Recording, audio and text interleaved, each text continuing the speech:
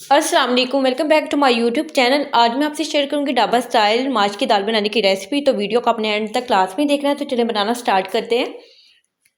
Dhaba style माश की दाल बनाने के लिए मैंने एक बड़े साइज़ का यहाँ पर प्याज ले लिया था और इसमें हम ऐड करेंगे आधा कप ऑयल।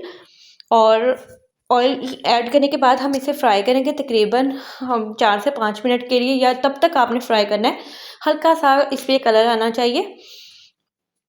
आंच को मैंने यहाँ पे मीडियम पर रखा है, मीडियम आंच पर हम इसे फ्राई करेंगे।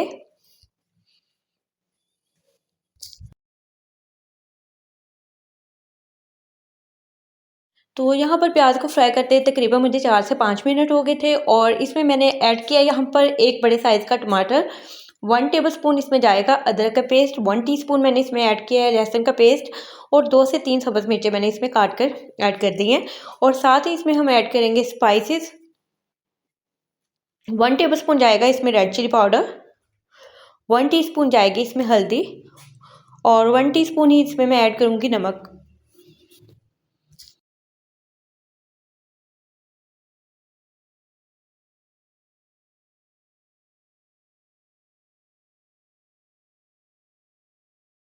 और थोड़ा-सा इसमें पानी ऐड कर लेंगे ताकि मसाला जो हमने इसमें ऐड किया है वो बिल्कुल भी नीचे नहीं लगना चाहिए। बिल्कुल मीडियम आँच पर आपने इसको अच्छी तरह से फ्राई करना है।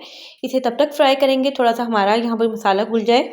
और माश की दाल मैंने यहाँ पर ली थी तकरीबन 1 कप मैंने माश की दाल को भिगो कर रख दिया था और तकरीबन 10 से 15 मिनट पहले मैंने अच्छी तरह से साफ़ करने के बाद इसे भिगो कर रखा था।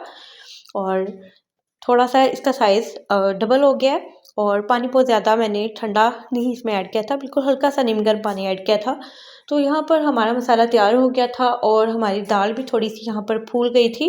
और पानी मैंने जो इसमें ऐड किया था वो मैंने वेस्ट कर दिया है और हम इसमें जो बिल्कुल फ्रेश पानी है वो इसमें ऐड दोबारा करेंगे।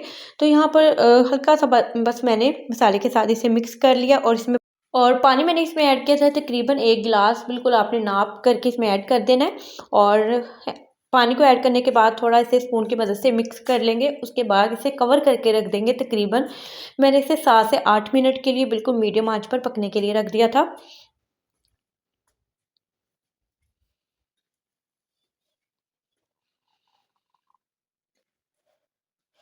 तो यहाँ पर 7 से 8 मिनट के बाद हमारी जो दाल थी वो थोड़ी-सी यहाँ पर पहले से सॉफ्ट हो गई है, लेकिन अभी इसमें कच्चापन है और अभी इसमें पानी भी है। तो मज़ीद इसे मैं तकरीबन 7 से 8 मिनट के लिए मैंने इसे दोबारा बिल्कुल यहाँ पर मैंने फ्लेम को लो कर दिया था। बिल्कुल हल्की आँच पर मैंने इसको पकने के लिए दोबारा रख दिया था और हमारी दाल यहाँ पर ऑलमोस्ट डन हो चुकी है। और 1 गिलास पानी में इसमें पानी ऐड किया था, उसमें बहुत अच्छी प्रॉपर तरीके से गल चुकी है।